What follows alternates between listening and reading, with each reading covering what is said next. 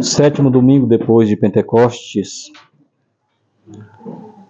o Santo Evangelho vem nos dizer, nos alertar: guardai-vos dos falsos pastores, dos falsos profetas, dos falsos doutores.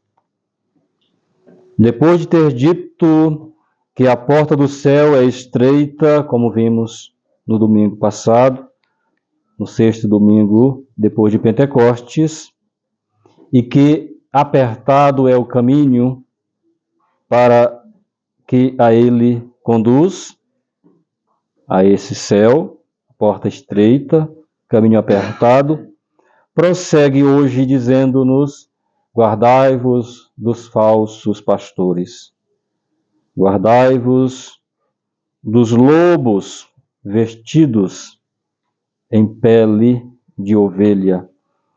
Falsos doutores são, consequentemente, aqueles que ensinam que o caminho do céu é largo, é cômodo,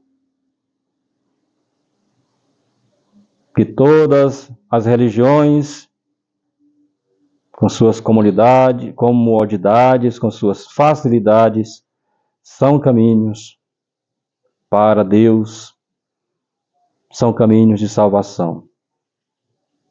É uma heresia e é uma grande mentira. Quem assim fala é um falso doutor, é um falso pastor.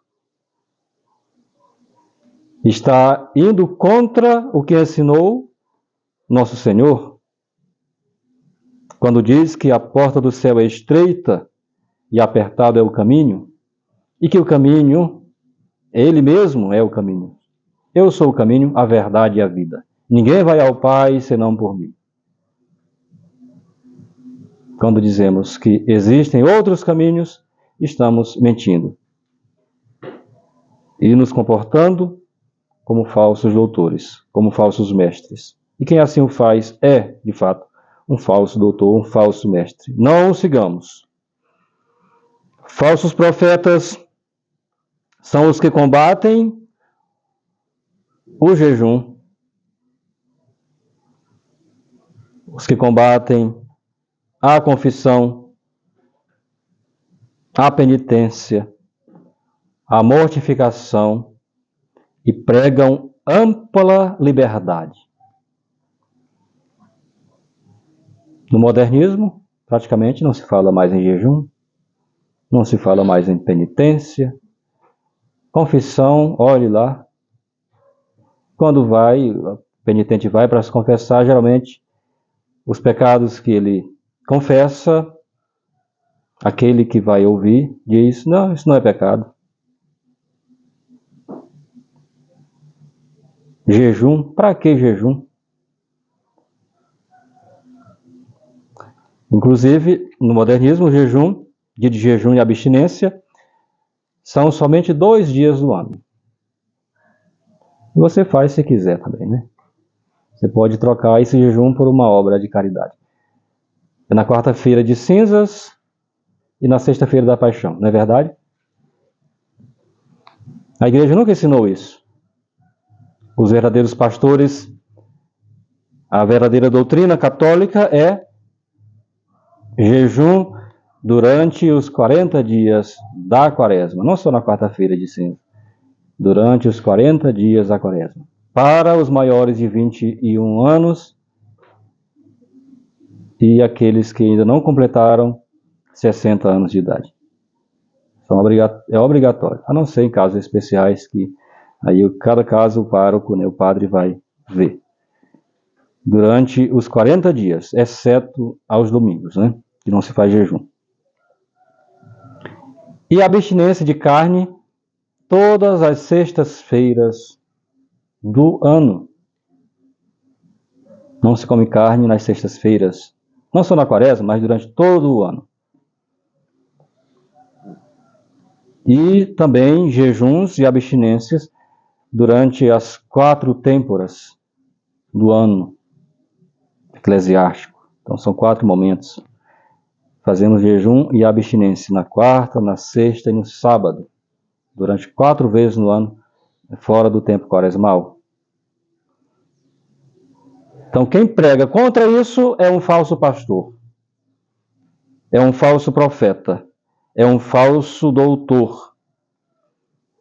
E pregam, portanto, essa ampla liberdade, facilidade de vida. São os que ensinam, por outro lado, uma moral larga, frouxa, que se acomoda às paixões humanas. Traduzindo, modernismo é adaptar a religião ao gosto do freguês, ao gosto do mundo. Por que não ao gosto do demônio? Os falsos doutores se cobrem com pele de ovelha, apresentando-se com ares de santidade. Nem todos, mas boa parte deles se apresenta com ar de santidade, humildade, né? Veja como ele se comporta. Ele beija os pés do ladrão. Aí ele abraça, né, lava os pés, junta 12 mulheres de vida má e lava os pés. Como ele é humilde, né? Ele usa até um cocá de índio, né? Como é simples. Apresentando-se com ares de santidade, de simplicidade, calça sandálias de dedo, usa anel de tucum, não usa anel de ouro, né? Porque isso é coisa de rico. Apresentando seus erros sob o aspecto de verossimilhança, apresenta como verdadeiros.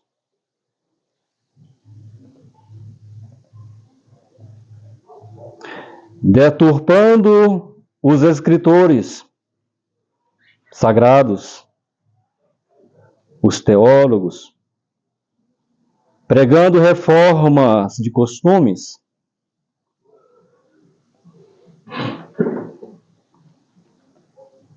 A mulher pode usar o que ela quer. O homem também, da mesma forma. Vai para a igreja de qualquer forma. Você vê no modernismo. Aí, só vai comungar de bermuda, de regata. É um absurdo. As mulheres não sabem se é mulher ou se é homem. E nem o homem sabe se é homem ou se é mulher. Então, reforma dos costumes. Aparentando mansidão, simplicidade, piedade. E confecciona até santos, né, ao gosto da freguesia. Se o meu santo usa calça jeans, por que eu não vou de calça jeans? Se o meu santo de devoção usa tênis da Nike, deve ter essa coisa, por que eu não posso usar também um? Passar o dia na internet fuçando, eu também vou passar o dia fuçando na internet. Com pretexto de piedade. Não quer dizer que a pessoa não seja santa, mas não é por aí. Isso não é modelo de santidade. Nunca foi modelo de santidade. Ou estamos enganados? Aparentando mansidão, simplicidade e piedade. Usando de palavras doces, de frases suaves. A teologia modernista, ninguém fala mais de inferno, ninguém fala mais de morte, ninguém fala mais de pecado, vícios. A gente falar de morte para quê? Para afastar o povo. Falar de sofrimento, falar de penitência, esse povo já sofre tanto, né? Ele distorce as coisas, né? Falar de jejum para um pobre que não tem o que comer, isso é falta de caridade.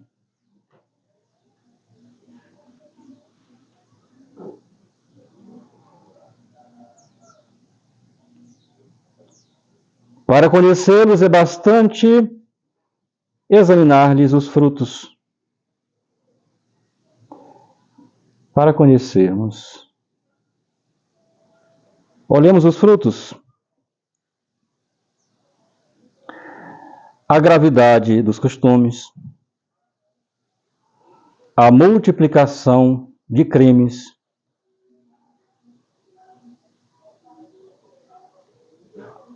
uma vida desonesta, uma vida de mentira. As heresias foram propagadas por homens que simulavam santidade.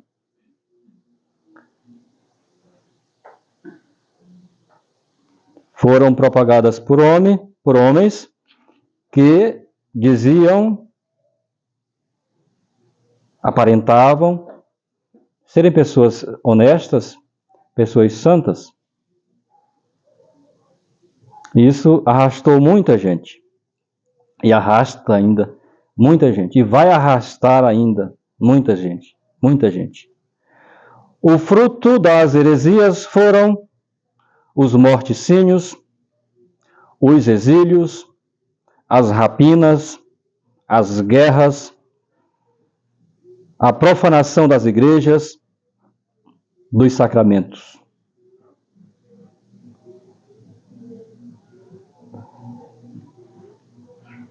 Quer ver um caso de profanação bem clássico das igrejas?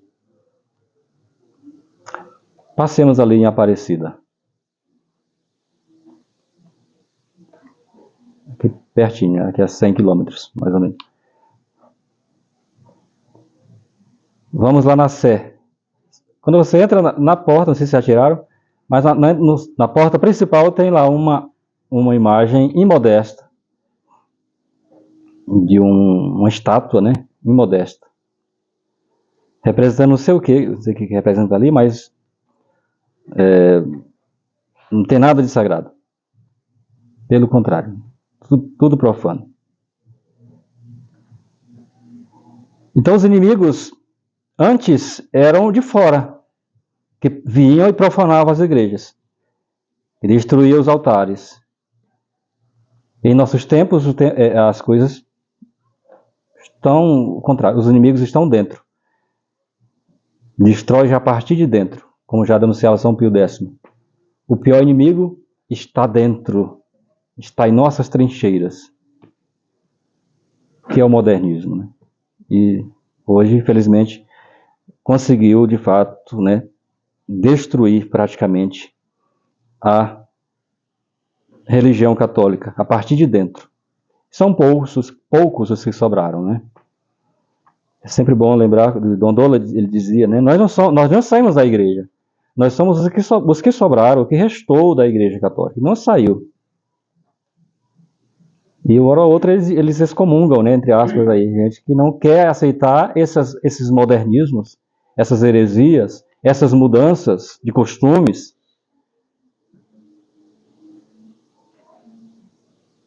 Esses crimes, esses frutos podres do modernismo. Então, quando a pessoa não aceita isso, ele vai ter que ser excomungado. E muita gente bate palma, né? Tá certo. Não obedeceu, então que seja realmente excomungado. Excomungado de quê? Excomungado por quem? Por quem está excomungado? Por um herege que propaga tudo isso aqui condenado pela igreja? Quem prega uma heresia é um herege, portanto, ele já, pelo fato de ser um herege, de pregar uma heresia e ser quanto mais, né, persistir nesse erro, ele já automaticamente está fora da igreja. Quem está fora pode tirar alguém de dentro? Se eu estou fora, posso. Então é isso que eles fazem. Estão fora e querem excomungar aqueles que estão na igreja, por defender a fé católica de sempre.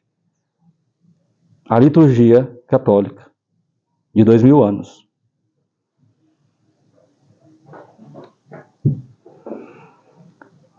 A boa árvore dá frutos bons, a árvore má, maus frutos. Não é possível que uma árvore má produza bons frutos. Se os frutos são maus, é sinal da maldade da árvore. Quais são os frutos bons que nós percebemos, nós vemos, que nasceram aí depois dessa reforma, né, ou deforma, do Concílio Vaticano II, da década de 60 para cá? Quais são os frutos bons? Os maus a gente sabe quais são, né? Quais são os bons? Praticamente não existe. Porque a árvore é má. Uma árvore má, os frutos são maus.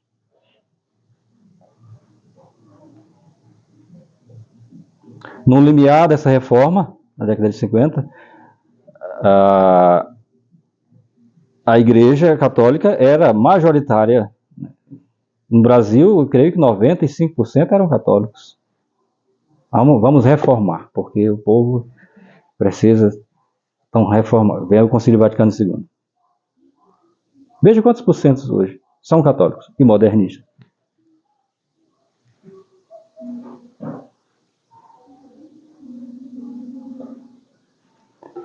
E os que vão para a igreja, né? Mesmo os modernistas. Quantos que vão? Um bairro desse aqui, por exemplo, creio que aqui tem umas 50 mil pessoas por aí.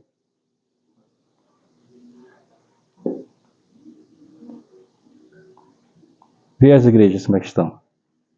Estão tudo vazias.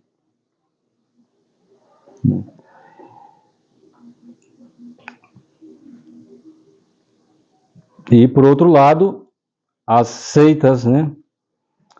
As heresias, as falsas igrejas, religiões aí, estão pululando. Toda esquina você vê uma seita aí. E está lotada.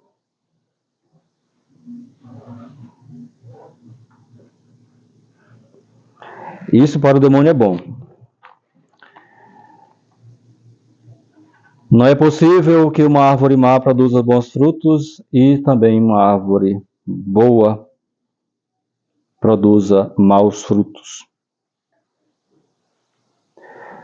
Os péssimos frutos da heresia, do erro, das falsas religiões estão a mostrar a sua corrupção. Não é possível que um falso doutor, enquanto tal, ensine a verdade e proceda reta e virtuosamente. O inferno não existe. Ou, pelo menos, né, diz lá o homem que se apresenta como o doutor, né? Para mim, me apetece, né, ele usa essa palavra, eu gosto de pensar o céu cheio e o inferno vazio. A porta do céu é estreita e poucos são os que entram. Assim falou nosso Senhor. Se eu prego o contrário disso, eu estou mentindo. Então sou um falso doutor, sou um falso pastor. E quem assim prega é um falso doutor. Guardemos-nos de uns e de outros. Do falso doutor, do falso pastor. E também de um falso amigo. Quem ensina isso é um falso amigo. É um falso profeta. Quem diz que o caminho do céu é largo, não é seu amigo. Pelo contrário. Guardemos-nos de uns e de outros. Examinemos-lhes a vida e veremos que seus frutos são corrompidos. As fraudes, as heresias, as mentiras, a maldade, o relaxamento nos costumes. Então, isso é sinal de que esse que ensina assim é falso. Quem quiser me seguir, diz nosso Senhor, tome sua cruz e me siga. Fazei servir os vossos membros à justiça para a santificação, diz São Paulo na sua carta. Se quisermos nos salvar, submetemos a nossa vida, os nossos membros, o nosso corpo, a nossa alma a Deus, para a nossa santificação. E isso significa entrar pela porta estreita.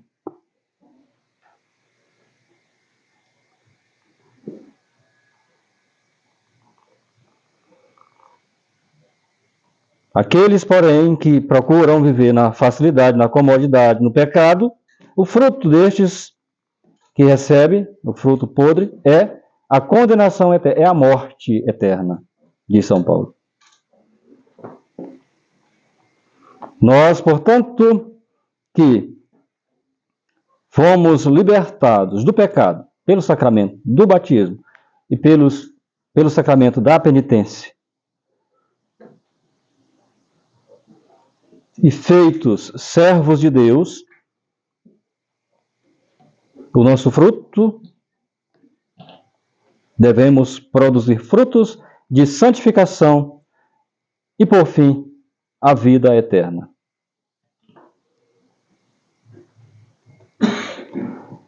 Louvado seja nosso Senhor Jesus Cristo. Para sempre seja louvado.